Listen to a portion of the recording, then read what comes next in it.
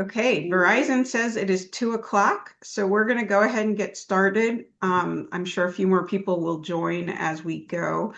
For those of you that don't know me, my name is Lisa Samuels. I'm the Director of Marketing for KCMA. I'm going to go over a couple technical things and then I'll toss it over to Jeff Caldwell. This is set up as a webinar, so you can see and hear us. We cannot see and hear you. That doesn't mean we don't want you to participate. You can always use the raise my hand feature in the attendees box or the Q&A feature, which is in your Zoom toolbar. Feel free to type a question there or raise your hand. We will do our best to get to all the questions if questions come in. If not, we'll certainly get back to you after the fact. If you have any technical questions or concerns, again, just go ahead and put something in the Q&A and I'll try and reach out to you. We are also using polling in this presentation. So periodically a pop-up will appear on your screen. You'll see a slide that says poll number 1, poll number 2, and then a pop-up will come up so that you can participate in the poll to give us some real-time information. You just click your answer, hit submit, and then I'll be able to show results. That is it from my side. Again, thank you to all of you for registering and attending.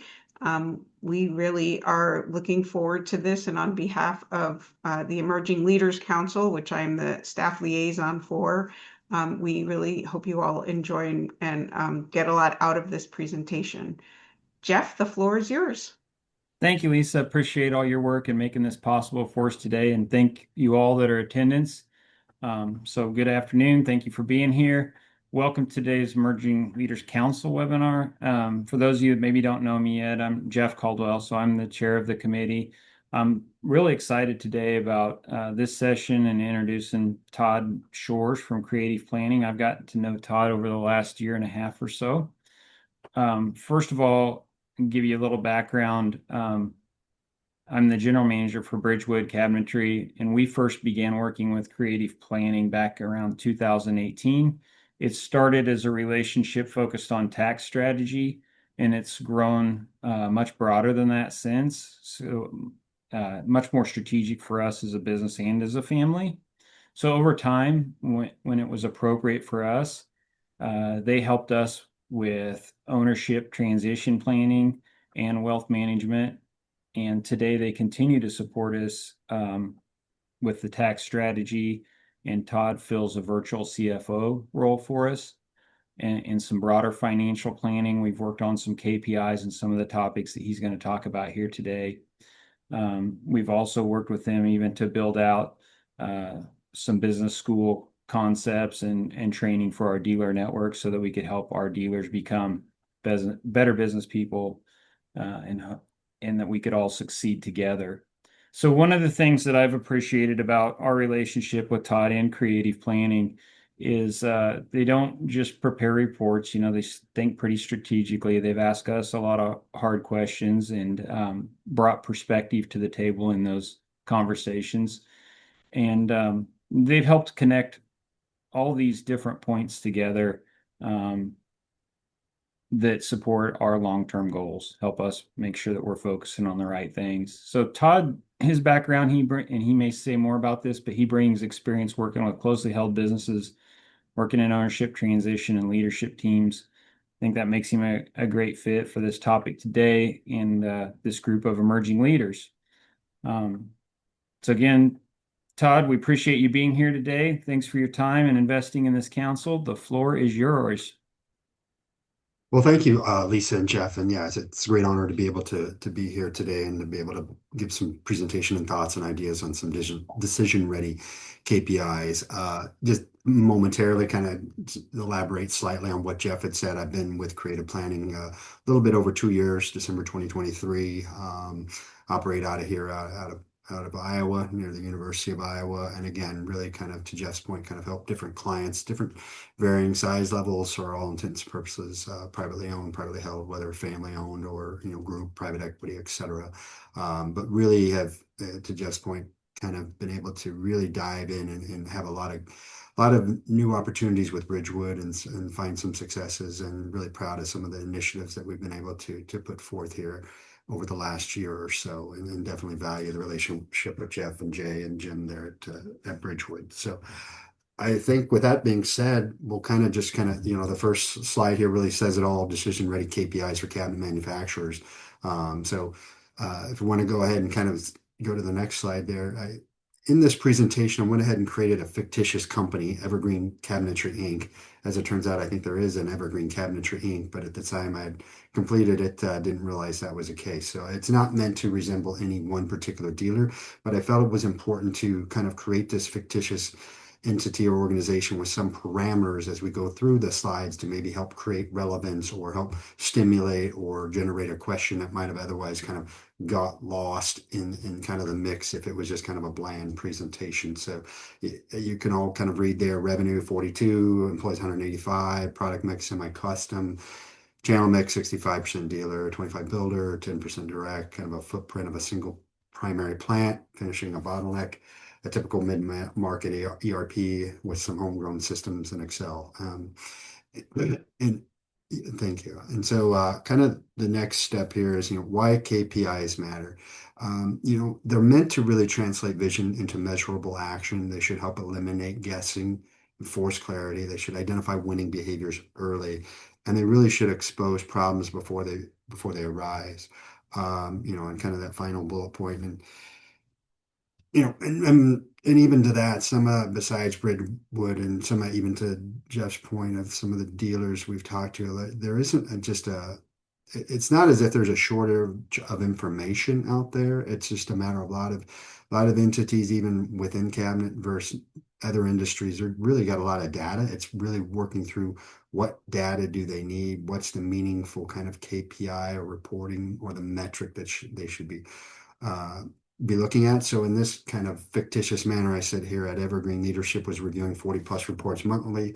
It's still missing margin drift until quarter end. So the problem is not with data scarcity, it's with decision scarcity. And why sometimes the KPIs fail. Um, a lot of it is, there's just not enough clarity. They lack, reality instead of driving action.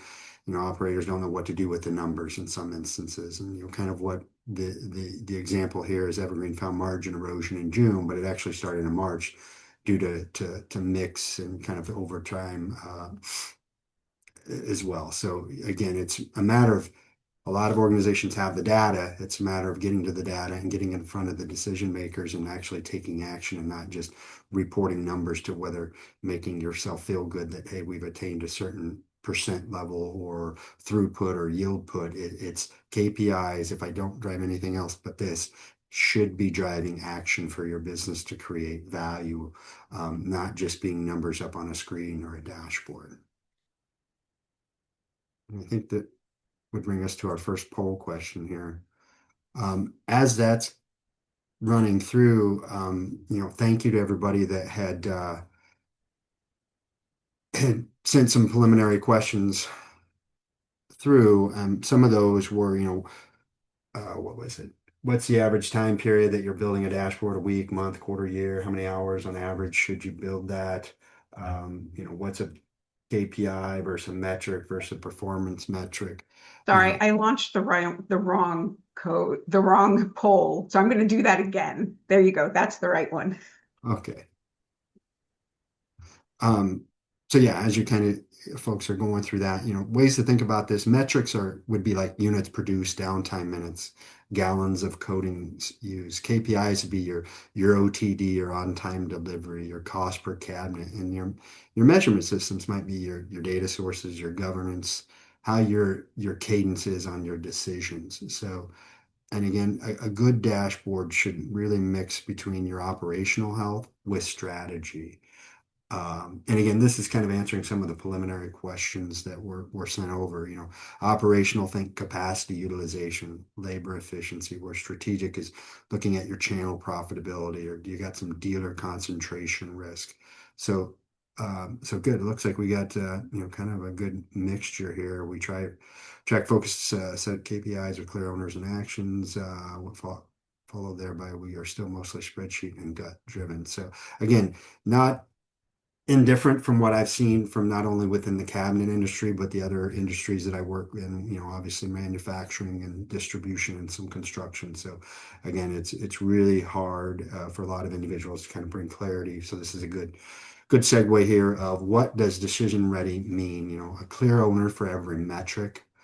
It's good when you can define thresholds, as it states there, kind of green, you're on plan or within an acceptable level, you know, and then, again, the different colors there of yellow emerging risk, red off plan, kind of track against those colors. The key point here is green does not mean ignore it forever. It just means no executive bandwidth required right now to kind of analyze it. And if nothing else, the key point to this slide, folks, is really ensure that each KPI has an owner, a threshold, and a predefined action. So, if this KPI is owned by your plant manager, and what is that level that, is green versus yellow versus red, and what is the action they're going to take within each color band is really important to help start driving the actions that a KPI should, that ultimately should be geared to improving your overall value of your organization. And I think too, as Lisa kind of pointed out at the beginning here, if at any point during this presentation, if you have any questions, I'd like to make this as interactive as possible and not me kind of just jamming through screens. I'm a person of instance and structure, so I prefer to have that interaction. I go off of discussion and dialogue back and forth. So please feel free to raise a question, and Lisa will toss that on over to me. Next slide here is kind of executive summary, decision ready KPIs. It really walks through of some different kind of things of revenue versus plan year over year, your margin year to date versus your trailing 12 months. And again, your OTF, your on time in full, direct labor efficiency, as we talked about. Some key things as well that, will be mentioned on some later slides is really making sure you're looking at both sides of things, whether it's your operational to your strategic to your cash conversion cycle, because a lot of times your P&L may be looking really good, but depending upon the terms in which you're having with your accounts receivable, to whether it's a pre-collection deposit versus a termed out AR, and those related terms with your accounts payable, your suppliers, those really can cause confusion for owners, specifically of, hey, what am I doing? My income statement looks really good, but my cash is completely off. I thought I had cash in a bank. Why ain't I profitable? It plays on both sides. So these are just some of the things to kind of point out again of percent production yield, your capacity utilization, inventory turnover. One thing to ask yourself, I only had 10 minutes with the board or an ownership team at Evergreen, this is what I would bring, financial, operational, and working capital. Those are kind of what I kind of pointed out for this fictitious company as being key things to think about. Todd, we do have a question. Okay, go ahead. How can direct labor be measured when you're in a highly custom cabinet manufacturing environment where one cabinet could be 10 hours and another 100 hours? Very good question. I think, and I should state, you don't want to get paralysis from analysis, but I think there should be some ways in which you either somehow track the labor to a manner in which you can to some degree, or through some different potential time studies, you define maybe what a standard set of labor hour may be for a particular kind of base cabinet, and then what that exception might be for a customized. But I think it, and Jeff hopefully is not too discouraged by me revealing it. Those are some of the hurdles we've had with Bridgewood, but I think we kind of discuss back and forth and collaborate the importance of still managing that labor cost, especially as it obviously impacts your labor efficiency, your overtime, that capacity planning.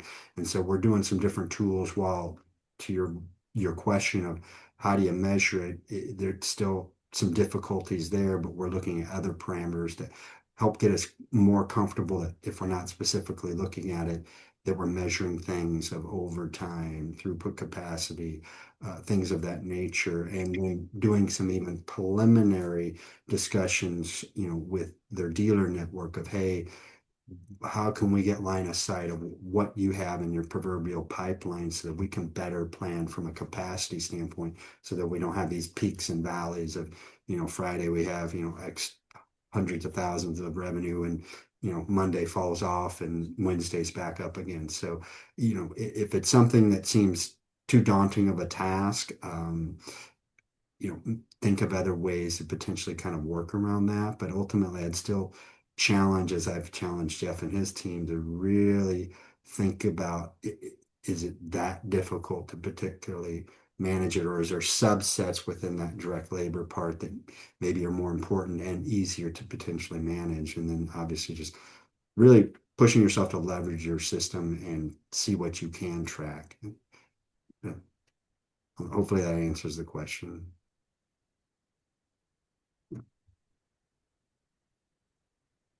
Let's pull a question there. Um, and again, to address some of the other questions that came in, best approach in scaling a business, from a dashboard KPI standpoint, I really think you kind of limit your KPIs to 10 to 15 kind of items. Too many KPIs, it really erodes from the value and the decision that you're trying to gain from the KPIs. And again, I think I mentioned it previously, really be sure to tie it to cash, your margin capacity. And there was a question from an individual about how could a supplier potentially collaborate with the manufacturer? And I think that's really an outstanding question. The strongest supplier relationships today aren't transactional, they're performance partnerships. So again, kind of as Jeff alluded to, where they're working with their dealer network to help make them more fiscally, adapt. I think that also just rolls into your supplier piece. So good results here. Which operational issues creates the most stress in your business? Margin erosion. Yeah, makes total sense. Labor efficiency and overtime pressure. Again, very similar things that I've seen even with Bridgewood and things that we've dealt with in different ways to try to pre-anticipate and try to address through better planning efforts and more interaction through that customer network that we talked about. And there was one. Yeah. And again, I think just kind of to address that final kind of out of the box question that came in beforehand was just, I think if you can leverage your dashboards and you collaborate, both on the client side and supplier side, whatever you can, that's only going to make you stronger and differentiate you from your competitors to then hopefully address some of what people are earmarked as margin erosion and direct labor and overtime. Those are being key factors of stressors through this process. Next slide here. It's just really starting to go back through some of those KPIs that I outlined a few slides ago. So, your revenue versus plan versus year over year. Again, plan, some might call budget, some might call forecast. But I think some of that you got to really look at your revenue mix and your demand signals. Revenue by channel, dealer, builder, direct. Again, things that Jeff and myself have kind of taken deeper dives at Bridgewood. Order intake versus plan, your AQUIC trend, your average order size by channel, cancellations, change orders, key things that are really driving the impact and potentially eroding your margin. And then customer concentration risk, you just can't get yourself too heavily tied into one particular dealer or one particular builder. And how do you find new market opportunities, which, again, not selling creative planning, but those are things that we've been able to strategically kind of work with Bridgewood and find opportunities through our ecosystem of different connections and folks that to try to connect Jeff and Jay within different markets and helping provide that kind of reduction on concentration risk. So revenue quality matters more than revenue volume. I can't say that enough. A lot of folks, a lot of owners I've seen, I want to see that top line grow, when I'd rather take that more profitable sell than just selling that additional dollar or $10. I'd rather have that and be concentrated and focused on your margin. one of the kind of the final points there at Evergreen, dealer revenue was flat year over year, but an average order size was down 7% masked by higher order count. So again, those are some key things that Bridgewood we really launched pretty early into the tenure, and I think the teams really valued seeing that line of sight that maybe they hadn't seen. Well, I know they hadn't seen in the prior year, so that's brought some clarity and throughput and brought some great questions. I think Jeff would acknowledge as well to the overall team, not just from operations, but also a sales perspective as well, and has introduced some nice new questions not seen before. Next area here is the gross margin percent year to date, trailing 12 months. Kind of think of this as your gross margin bridge.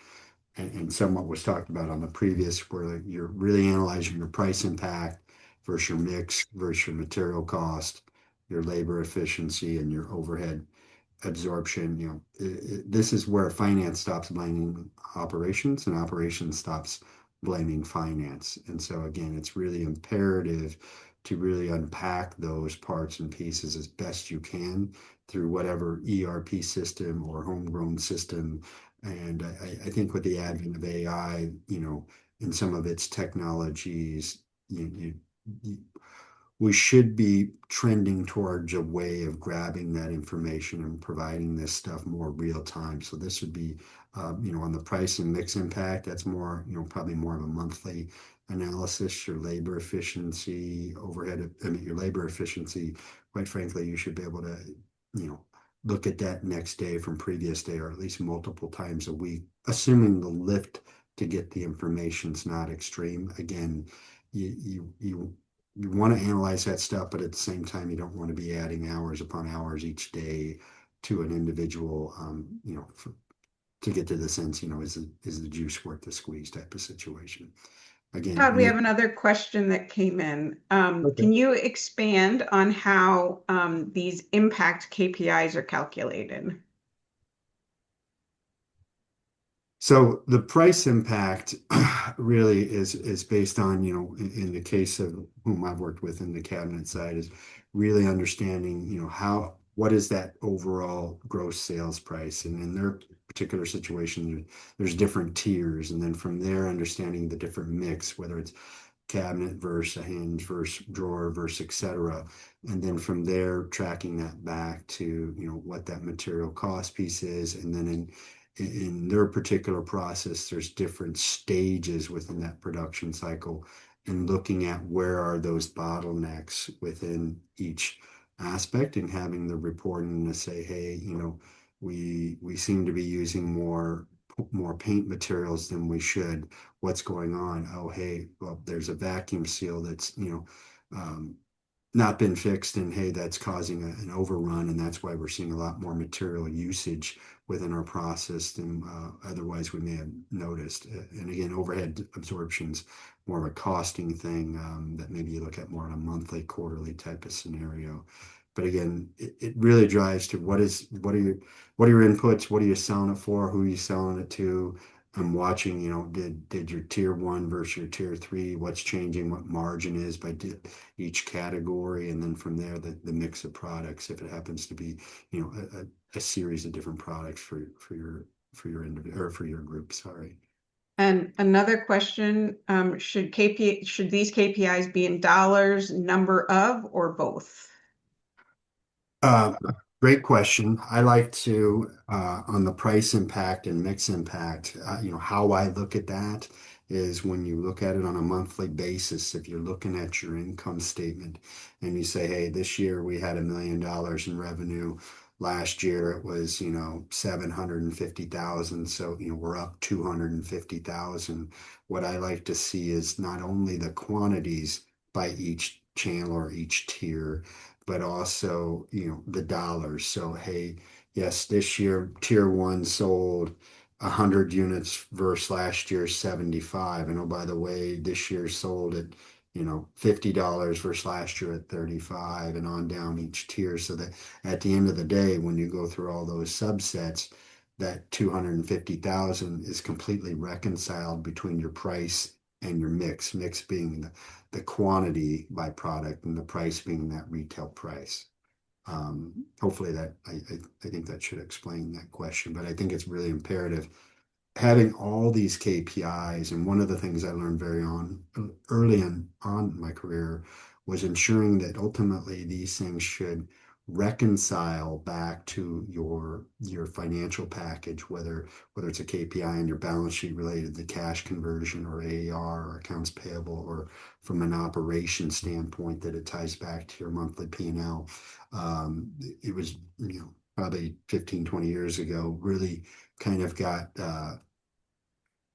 in a difficult situation, and I'll deviate momentarily, different industry, food manufacturing, but had a new group of operations come in, and we're kind of into the CEO and owner's ear of, hey, we're saving, hundreds of thousands of dollars each day with our production. The unfortunate thing was at the time of the month end, those savings they had been communicating each day, each week leading up to that month end, I wasn't aware of that, and they didn't tie that back. Unfortunately, they didn't have quite the wherewithal of how the system recorded information, and unfortunately, they were quadrupling. So I think it's the key point is as you create these KPIs, make sure you're engaged between your various different departments with your finance who leads the financial statement reporting, your operations, your marketing, your sales, whatever that KPI kind of lands to, and make sure they're both in alignment and agreement, and that finance can triple check for you to make sure that that ultimately ties back and how it's measured back to your income statement. Because if you don't, frankly, it's a waste of time, in my opinion. I mean, you really got to make sure that those end statements tie back to the KPIs. Next slide here is just let me jump to make sure I stay with my notes on the other screen here. Backlog dollars and backlog weeks. Again, backlog and time risk. Without a lead time discipline is risk. Sorry, backlog without lead time discipline is risk, not a strength. So again, some of the things we're working with at Bridgewood is really understanding those backlog dollars and weeks, and how can we get that information to make our operations more efficient and planning. And so again, kind of talked about a few slides ago of making sure we don't have that great spike and great dip, and how do we best kind of plan, as well as then kind of could pull some different levers, from a manufacturing standpoint, saying, hey, I think we're going to have this lull. What do we see in that kind of opportunity out at the dealer level, and what levers could we pull to kind of bring in those orders sooner rather than later? And again, just really managing and understanding your quoted versus your actual lead time, orders past promise date, your aging backlog buckets, your dealer versus builder lead time variance. One of the thoughts here was Evergreen thought backlog was strong until backlog weeks stretched from 6 to 9 without pricing adjustments. Next slide here is really your on time and in full percent. Overall OTF percentage is something you should look at. Your overall overall look at it, and look at it by those different channels that we spoke about on one of the first couple slides for this Evergreen fictitious example of, what is that for your builder? And, you have to watch the games that can be played from an operations or customer service standpoint of expedited freight costs, and then your damage and claims. OTP as a customer KPI masquerading as an operations KPI. Expedited freight quickly can create margin leakage when it's used to help your KPI. So my point is this is where it's important to have KPIs that drive decisions, but conversely, making sure that you don't have other levers occurring that kind of mask what might appear good, but then ultimately is eroding your margin as it relates to expedited freight there. I just wanted to make sure there wasn't more, but direct labor efficiency. Again, without these items stripped out, your high performers are temporarily covering for in-process efficiencies. This again is really your direct labor efficiency, your overtime, your absentee, your new hire ramp curve. I mean, those are things that, again, where that kind of bubble to the right is meant to understand, like, if you don't really understand what it takes and you're not looking at that on a new hire ramp, you might have your high performers really covering for that process, which again can lead to potential burnout and mask an issue that, hey, maybe they're not ramping up in the right amount of time frame. Maybe you need to revisit your kind of training program. Is it the right process? Again, kind of closing out there at Evergreen, labor efficiency looked fine until we stripped out overtime and new hire ramp.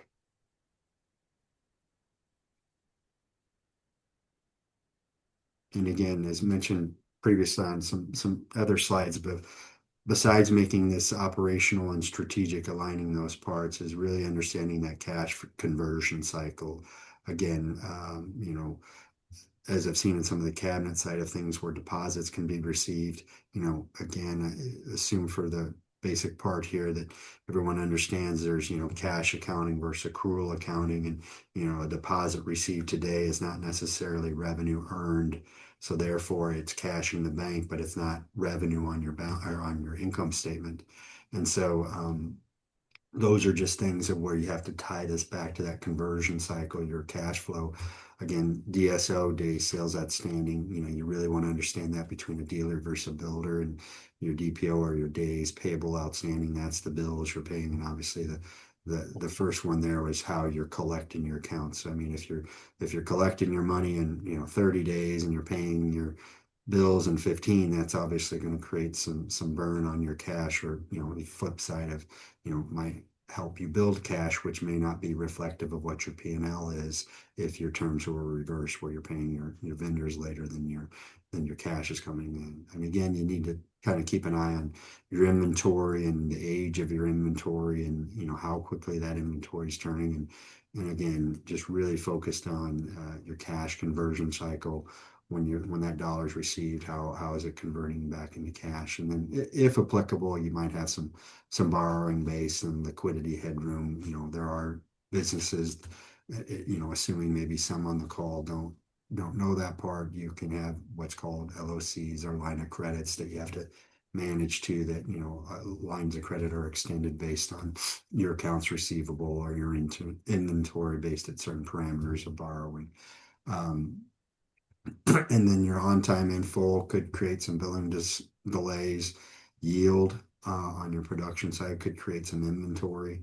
Dealer versus builder, difference in maybe a day sales outstanding could disrupt that cash conversion cycle. Cash flow problems rarely start in the bank, they start on the shop floor. So again, if you're noticing from a bank statement standpoint, then you're really missing those leading up KPIs that should be addressing your cash flow issues. Is your overtime running out? Is your throughput not being where it needs to be? Your yield percent, or we talked about earlier of your paint spray is somehow aloof and you're consuming materials, but if you're not watching and monitoring that, you could spend 20 extra grand in a given week or month and start disrupting your cash cycle with the delayed on the financials or the income statement that's going to report that material over usage. So again, key things that the kind of the key point, as I just pause momentarily here, is KPIs, always think back that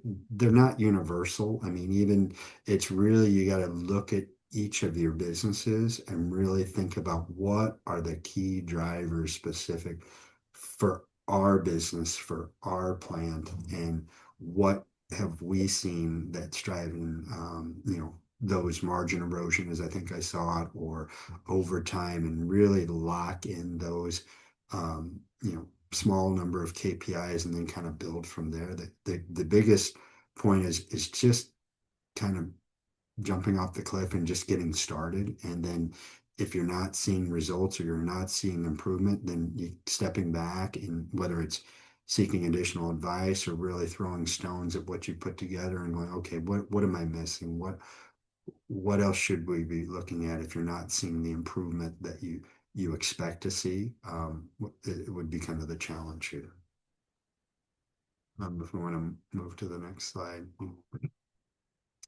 Again, production yield, first pass yield, throughput bottlenecks, first pass yield, what are you running on your scrap and rework warranty claims, analyzing that, per your revenue, what are your top defect root causes, what are some field issues by channel? Every rework loop is a silent tax on capacity. Again, just really important to, maybe some of these are applicable to you, some are not, but really defining with each subset of each of these slides, what are the one, if two kind of KPIs to really dive in. And again, ensuring that it's not, a paralysis to try to pull the information. And if it is, and it's a key point, then really trying to leverage or finding someone that can help leverage the different systems to get that information. Or even in the case of like Ridgewood, with some of the things we experienced in the beginning was, we found, hey, we had the data, we didn't have it assembled maybe in the right manner for us to maybe make the decision we had hoped to make. So we've changed those processes on the back end so that the data is getting assembled so that on the go forward, we'll be able to better analyze that. So that's another thing that just because it's not in the form you need now, I think taking a look at your data and looking at what is important to your business, you can then begin to make sure that data is assembled. So it's not a forever problem. It's just, hey, we've got it sorted out. And now going forward, we'll have that capability to really dive deeper into our business based on what we've realized from a data assembly standpoint.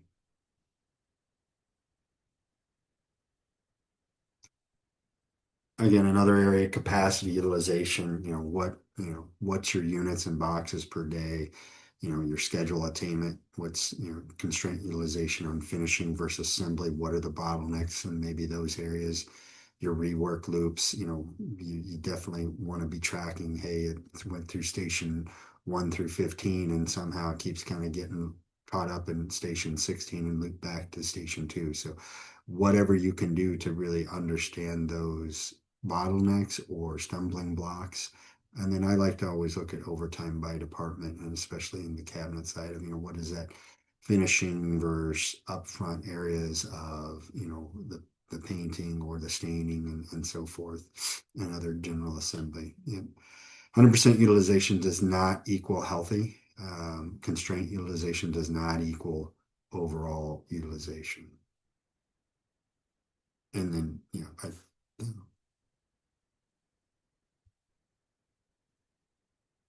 and just on that previous slide, the final point was just remember that one of the first slides we said Evergreen had a finishing bottleneck issue. So again, maybe constraint utilization, think of, credit limits, slow machinery in a factory. Capacity is more by demand or by the system itself. I mean, running too high. Again, running too high sometimes means you're borrowing capacity from your future through overtime, rework, or even burnout.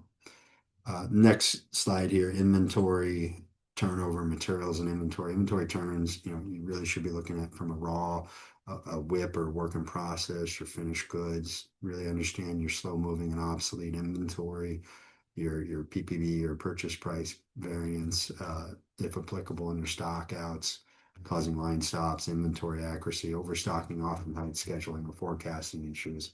In inventory, you should tie this directly back to your cash and service levels. The goal here would be to balance your turns while minimizing your slow moving or obsolete items. I mean, it goes without saying, right? I mean, you're ultimately, you want to be as efficient as possible with your inventory, since that's a big chunk of your working capital utilization.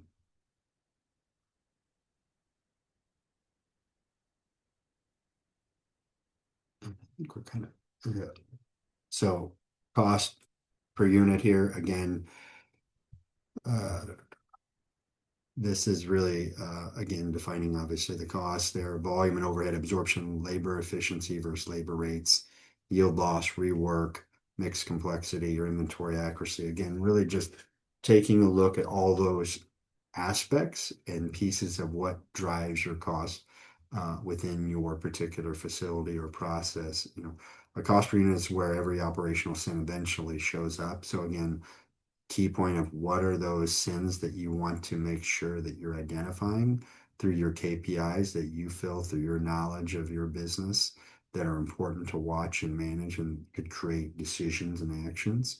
Factors to watch is, your mix complexity, your yield loss, your labor inefficiency, your inventory accuracy. Again, I've seen maybe not so much in the cabinet side, and maybe more on the food years ago, was just inventory accuracy and really making sure you had the right bill of materials and reporting practices as it relates to operations. And once we were able to shore those things up, you could have better faith in your inventory, created better lead times, and really allowed us to accelerate our forecast and production efficiency.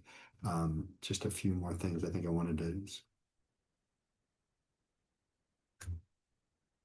Yeah.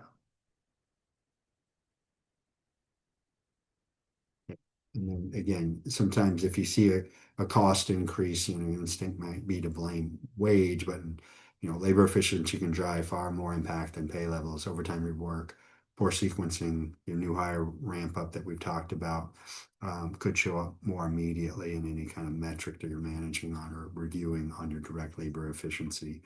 Um, yeah, I think if you want to go, there we go. This kind of brings to the next poll question here.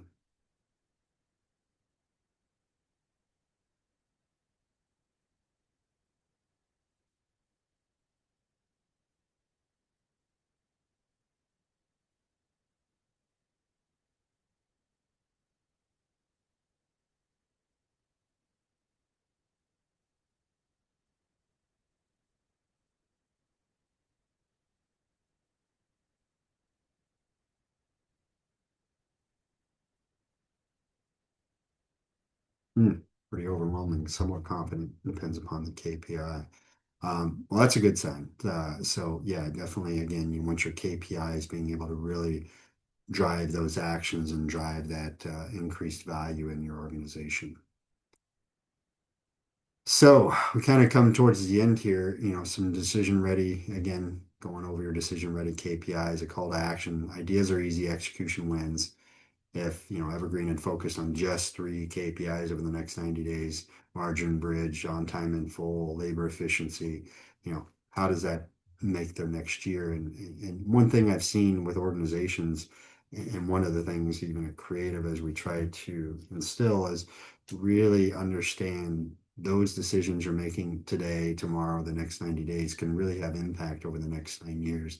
As you see, a lot of businesses are sometimes slower than one might like to see from adapting to change. So once those habits are in place, it's hard to sometimes break them apart and kind of rebuild that rock, if you will. So again, just really challenge each and every one on the call of really, if you've got the KPIs, kind of look back over them, make sure that you're really getting the actions and the value increase in your business that you feel you should. And if not, try to work through and understand better what might be the better KPIs if you feel like you're not getting the value out of the KPIs you have today.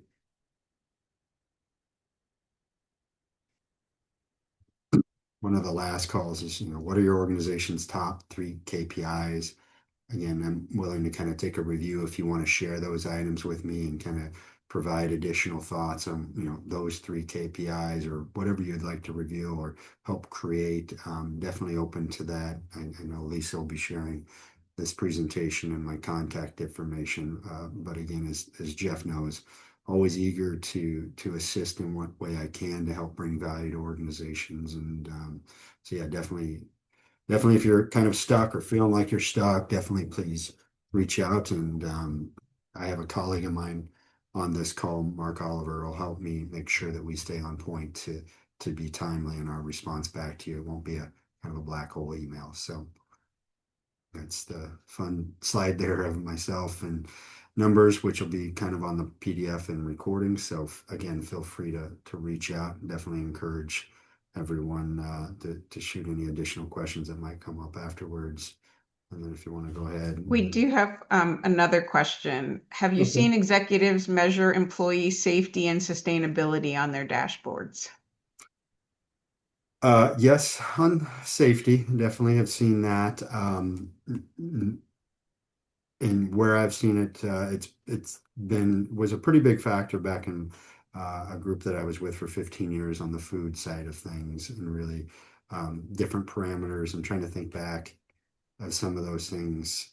Again, it was just work comp related. What was your, dollars being spent to, there were just general surveys from some different groups to the sustainability part. That organization actually had a whole sustainability report that we did on an annual basis. So looking like what was your carbon footprint, what were you doing to create better for the environment? Because in that scenario, we were traveling throughout the world, sourcing different herbs and spices and seasonings. So we wanted to make sure we were doing the right thing. So there was a number of different things on that level that definitely, if you've got questions about that, reach out and I can definitely give you some ideas and thoughts subsequently as well.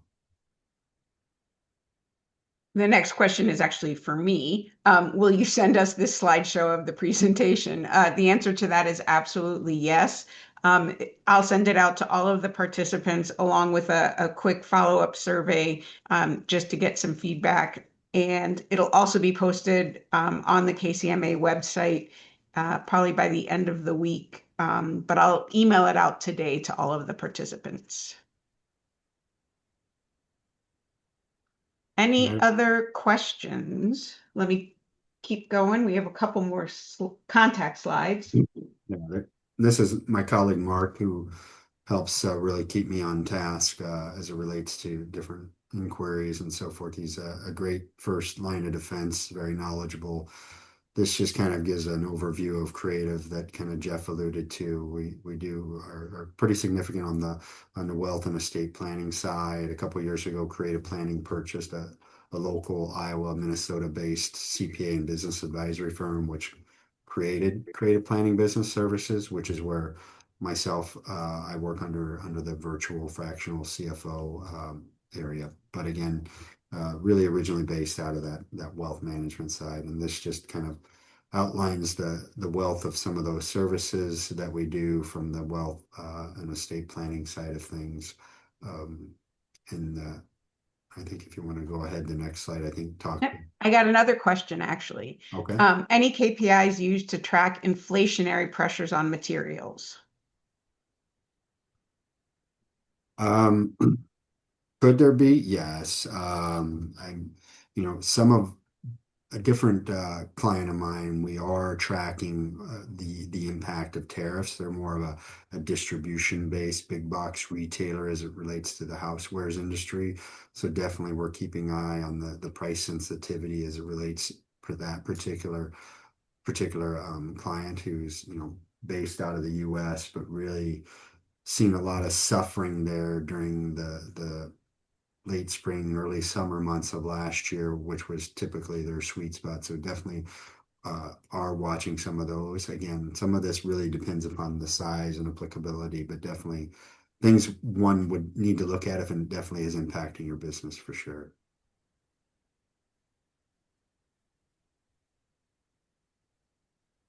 And yeah, I think these are just kind of some closing slides on business services. Again, we kind of cover really a ton of things, just more putting them out there for general knowledge. And have any questions, definitely feel free to reach out. But I would encourage those that if you've got any deeper questions or something maybe I didn't answer as clearly as I should have, please do reach out and definitely will be timely and responsive to getting you answers back on your questions that you might have. Todd, thank you so much for taking the time for this presentation and sharing your insights with us. Hopefully it was illuminating to our members and participants, and everybody was able to walk away with some things to think about or some things to change about how they're using their dashboards and KPIs in their business. So we really appreciate your time. Jeff, any closing words from you? Yeah, I mean, it's an interesting topic. I don't know sometimes there's no quick answers to some of these long questions, I think. I would just share from our perspective. I've been in the cabinet business, I guess, 23 years now, which is short time compared to a lot of folks probably on the call today and maybe a while for some others, but it's a journey, and so I think we're probably all in different places along that journey. What I've seen is on our end is we've become maybe more sophisticated, maybe more professional in some areas. maybe we still lack that in others, and maybe that's even within teams on the shop floor. So for instance, maybe our assembly department has a pretty good handle on some KPIs that they're using, whereas maybe finishing not so much. And so working your way through, we have a ton of data, what was reworked and why, and what departments did it go to, but figuring out daily,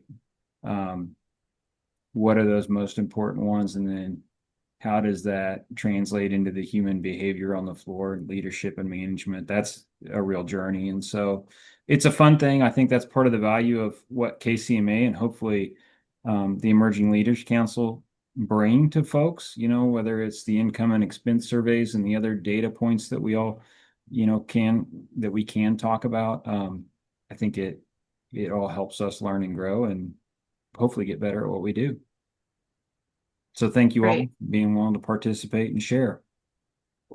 Yep. And as a reminder, there are 2 more upcoming webinars. One that was added March 11th from the Government and Regulatory Affairs Committee on the extended producer responsibility rules.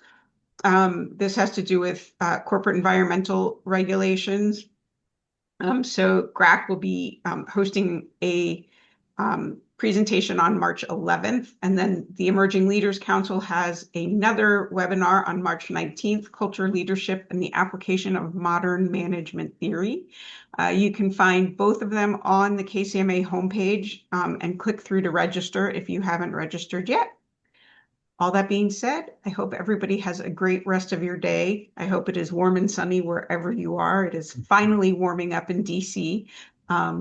I look forward to seeing all of you in Charleston in April. Great. Thanks. Thank you, Lisa. Thank you, everyone. Take care. Goodbye.